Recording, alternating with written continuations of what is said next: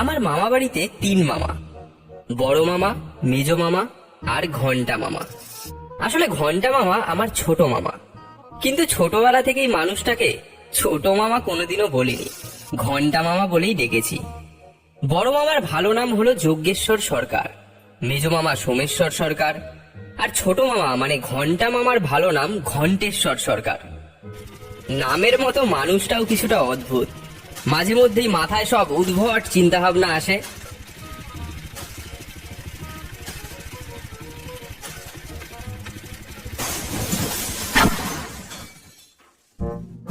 আর তাই নিয়েই লেগে পড়ে থাকেন। ঘন্টা মামা সম্বন্ধে দাদুকে কিছু জিজ্ঞেস করলে তার জবাব একটাই ছিল, ও বড় বিচিত্র প্রাণী, সারা পৃথিবীতে একটাই আছে, তাও আবার আমাদেরই বাড়িতে। এসব জানাজানি হয়ে গেলে ন্যাশনাল জিওগ্রাফিক থেকে লোক এসে এ বাড়িতে হুলুস তুলু শুরু করে দেবে। তাই ঘন্টার ব্যাপারে আমি বেশি নাক গলাই না। তাও দাদু বেঁচে থাকতে ঘন্টা মামাকে কঠিন শাসনের মধ্যে রাখতেন। কিন্তু দাদু গত হওয়ার পর থেকে ঘন্টা মামা কিছুটা বেলাগামী হয়ে পড়েছেন। আমার বাবা কার্যত ঘন্টা মামার সামনে আসেন না, দৈবত সামনে পড়ে গেলে ছেড়ে দে মা কেঁদে বাঁচি করে পালিয়ে যান, কারণ ঘন্টা মামার গবেষণার একবার শিকার হয়েছিলেন বাবা।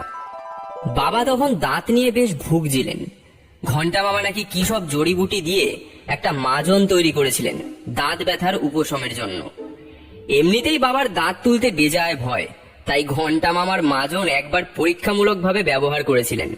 কিন্তু যেদিন তিনি ওই মাজন দিয়ে দাঁত মাজলেন, সেদিন বিকেল থেকেই ব্যথা হয়ে থাকা দাঁতটার পাশে আরো অন্তত 4টে দাঁতে ব্যথা শুরু হলো। পরদিন সকালে ঘুম থেকে উঠে বাবা দেখলেন পোকা দাঁতের পাশাপাশি আরো 4টে দাঁত পড়ে গেছে। সেই থেকে বাবা ঘন্টা মামাকে এড়িয়েই চলেন। তবে ঘন্টা মামা অবশ্য বলেছিলেন তার এক্সপেরিমেন্ট সফল। সেটা কিভাবে আমি জিজ্ঞাসা করায় ঘন্টা মামা আমার ব্রহ্মতালুতে একটা হালকা টোকা দিয়ে বলেছিলেন, চিকিৎসার একটা মনস্তাত্ত্বিক দিক আছে জানিস তো। জামাইবাবু দাঁত তুলতে ভয় পেতেন, এখন দেখ ভয় ঝেড়ে ফেলে একসাথে 5-5টা দাঁত তুলে কেমন ভয়কে জয় করে দ্বন্দ্ববাগিস হয়ে উঠেছেন। তাছাড়া তোর বাবার ওই বাকি 4টে দাঁতও তো খারাপ হয়ে যেতই, তাই আগে ভাগে কিরকম ফ্রিকশন হয়ে গেল। একটা একটা করে দাঁতে ব্যথা হলে তিনি ইনস্টলমেন্টে কষ্ট পেতেন, এখন একবারে কেল্লা ফতে হয়ে গেল। যাই হোক, এই ব্যাখ্যা আর বাবাকে দিইনি। বাবা এমনিতেই নরম মনের মানুষ, এসব শুনলে নিঘাত কেঁদে ফেলতেন। হঠাৎই মাঝখানে কিছুদিন আগে ঘন্টা মামা নাকি বিবাগী হয়েছিলেন, কিছুদিন ঘর ছাড়া ছিলেন। প্রথম কদিন ঘন্টা মামার কোনো সন্ধান পাওয়া যায়নি। পরে জানা গিয়েছিল ঘন্টা মামা নাকি শ্মশানের কাছে কোনো এক তান্ত্রিকের আখড়ায় গিয়ে ঘাঁটি গেড়েছিলেন। মাসখানেক পরে ফিরেও এসেছিলেন, আর তারপর থেকেই সারাদিন নিজের তৈরি এক উদ্ভট ল্যাবরেটরি ঘরের মধ্যে ঢুকে কি সব ছাই ভস্য আগরুম বাগরুম করে চলেছেন। দিন কয়েক পর হঠাৎ ঘন্টা মামা আমাকে পাকড়াও করে ফেললেন।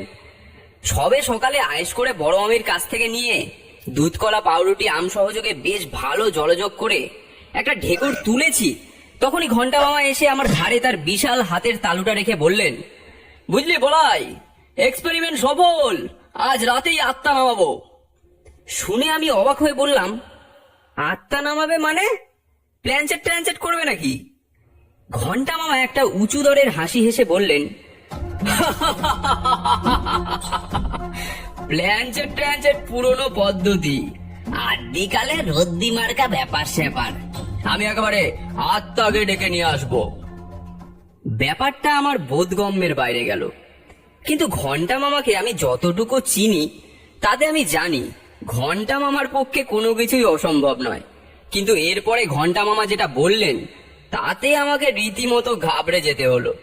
ঘন্টা মামা আরেকটা উচ্চমার্গের হাসি হেসে বললেন,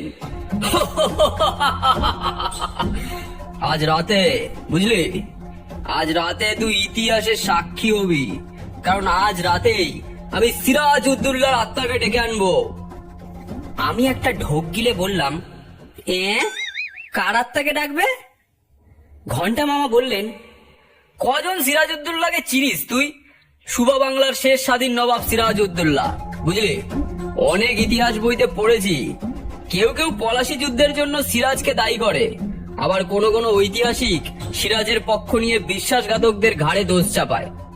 আসল কেসটা ঠিক কি ছিল সেটা স্বয়ং সিরাজের মুখ থেকে শুনতে পারলে, মানে যাকে বলে ফার্স্ট হ্যান্ড ইনফরমেশন পেলে, ব্যাপারটা একেবারে ক্লিয়ার হয়ে যাবে, বুঝলি? আমি বেশ ঘাবড়ে গিয়ে বললাম, মানে তুমি ডাকবে আর তিনি আসবেন, এতই সোজা? ঘন্টা মামা এবার রীতিমতো উচ্চাঙ্গের হাসি হেসে বললেন, আরে সেসব জটিল প্রক্রিয়া এতদিন ধরে সেই ব্যাপারটাই আয়ত্ত করলাম, সেই জন্যই তো বলছি এসব পরীক্ষামূলক ভাবে করার জন্য একজন সাক্ষী তো দরকার। সেই সাক্ষী হবি তুই। বাড়ির সবাই ঘুমিয়ে পড়লে তুই আর আমি ল্যাবরেটরিতে যাব, সেখানেই হবে বিজ্ঞান আর তন্ত্রের মেলবন্ধন। ইতিহাস স্বয়ং এসে নতুন ইতিহাস রচনার শুভ সূচনা করে যাবে, আর তুই একমাত্র সাক্ষী হবি, তুই। ঘন্টা মামার গলাটা যেন গর্জনের মতো শোনালো। আমি আবারও একটা ঢোক গিললাম। এমনিতেই ছোটবেলা থেকে ইতিহাস বিষয়টা খুব একটা কায়দা করে উঠতে পারিনি, আর ভূতের ভয়টা তো জন্মগত। অতীত আর ভূত এই দুটো ব্যাপারই আমার কাছে খুব জটিল মনে হয়। তাই ঘন্টা মামার এই প্রস্তাবটা মোটেও আমার ভালো লাগলো না। ব্যাপারটাকে এড়িয়ে যাওয়ার জন্য বললাম, ঘন্টা মামা, আগামীকাল খুব ভোরে বেরোতে হবে, পটাশপুরে কবাডি ম্যাচ আছে যে। পটল বলছিল ও আর আমি দুজনে দেখতে যাব, তাই আজ রাতে এসব আত্মা না নামালেই নয়। ঘন্টা মামা ঠিক পেঁচার মতো চোখ দুটো গোল গোল করে বললেন, হ্যাং ইওর পটাশপুর, আমি তোর পারমিশন চাইছি না, তোকে আদেশ দিচ্ছি। আজ রাতে ল্যাবরেটরিতে আমরা আত্মা ডাকবো, আর সে আত্মা হবে নবাব সিরাজ উদ্দৌলার। দুপুরে ভালো করে খেতে পারিনি। রাতেও বড় মামির হাতের রান্না অমন খাসা রেয়াজি পাঠার মাংসটাও কেমন যেন তেতো তেতো লাগলো। খাওয়ার পর তো রীতিমতো পেট গুড়গুড় করছিল। ভাবলাম পেট ব্যথার বাহানা করে ঘন্টা মামার হাত থেকে যদি নিষ্কৃতি পাই, তা যা হওয়ার তাকে আর খণ্ডাবে কে। ঘন্টা মামা একেবারে আমাকে বগল দাবা করেই নিজের ওই উদ্ভট ল্যাবরেটরি ঘরে নিয়ে এলেন। ঘরটাতে এমনিতেই কেমন যেন একটা বদখত গন্ধ সবসময় বিরাজ করে। বাড়ির লোক, কাজের লোক কেউ এই ঘরে ঢুকতে চায় না। ঘরে ইঁদুর বাদুর সবকিছু নানা রকম খাঁচায় রাখা আছে। একদিকে আবার বিদ ঘুটে কিছু তরল বোতলে রাখা। ঘরের ঠিক মাঝখানে একটা যন্ত্র, এটা নতুন দেখছি।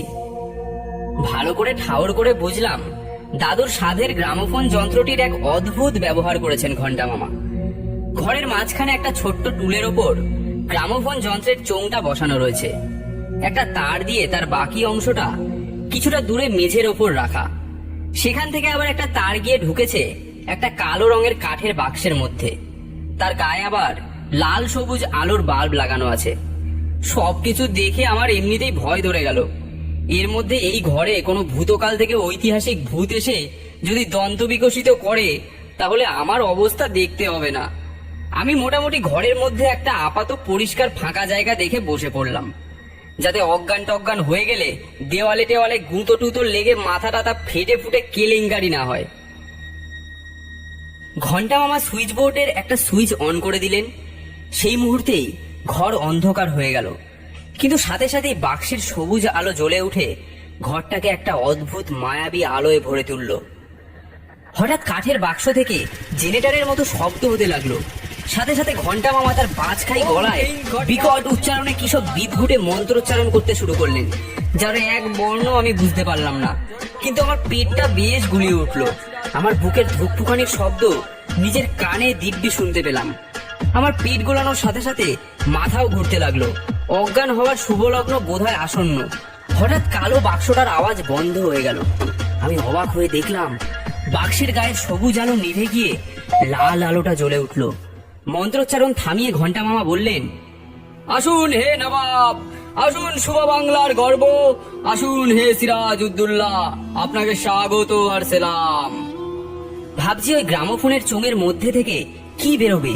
ঠিক তখনই ওই যন্ত্রের মধ্যে থেকে আওয়াজ এলো, হতভাগা, আমার টাকা বরবাদ করে এই সব কি উদ্ভট কাণ্ড ঘটিয়ে সব নন্দ বন্ধ করছিস?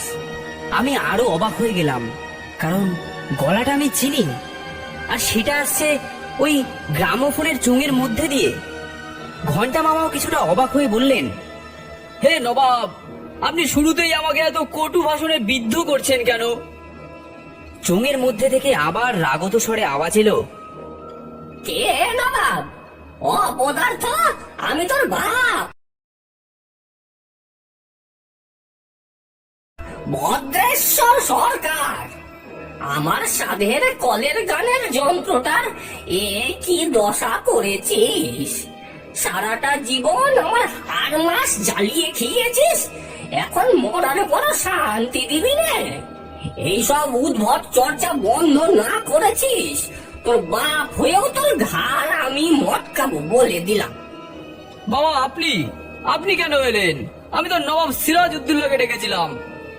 চোঙের মধ্যে থেকে জোরালো ধমক এলো, আমার সাধের গ্রামোফোনের চুনের মধ্যে দিয়ে কোন নবাব পুত্র আসবে তোর ডাকে? আমার সাধের জিনিসের মধ্যে দিয়ে তো আমি আসবো। এই যন্ত্রটাকে ঠিক করে আমার ঘরে রেখে দিবি। আর যদি এসব উদ্ভট কাজ করেছিস তো আমি আবার আসবো। কিভাবে পরলোক থেকে ইহলোকে আসতে হয় এবারে আমি বুঝে গেছি। বন্ধ কর এইসব, নইলে তোর পক্ষে ফল ভালো হবে না। এখন আমি আসলাম। দাদুর আওয়াজ আসা বন্ধ হয়ে গেল। আবার যন্ত্রের সবুজ আলোটা জ্বলে উঠল। ঘন্টা মামা গিয়ে ঘরের বাল্বটা জ্বালিয়ে দিলেন আর যন্ত্রের সুইচটা অফ করে দিলেন। সবুজ আলো নিভে গেল। ঘন্টা মামা আমার কাছে এসে বেজার মুখে একটা দীর্ঘশ্বাস ফেলে বললেন, বাবা আমাকে কোনোদিনই বুঝলেন না। শরীর থাকতে বোঝেননি, এখন অশরীরী হয়েও বুঝলেন না। যাই হোক, পিতৃ আদেশ অমান্য তো করতে পারি না। তবে এক্সপেরিমেন্ট সফল। প্রেতাত্মা সে যারই হোক, সিরাজ বা বাবা, সেটা বড় কথা নয়।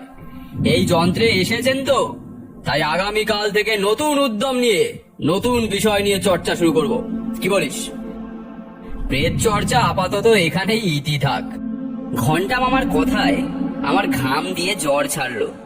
ভূত, অতীত, ইতিহাস এইসবকে শিখে তুলে রেখে আমি ওই বদখত গন্ধে ভরা ল্যাবরেটরি থেকে বের হয়ে ছুটলাম আমার শোয়ার ঘরের দিকে। বড্ড ঘুম পাচ্ছে। ভোরে উঠে আবার পটলের সঙ্গে পটাশপুরে গিয়ে কবাডির ফাইনাল ম্যাচ দেখতে হবে তো। এইসব জটিল ভৌতিহাসিক ব্যাপার স্যাপারের চেয়ে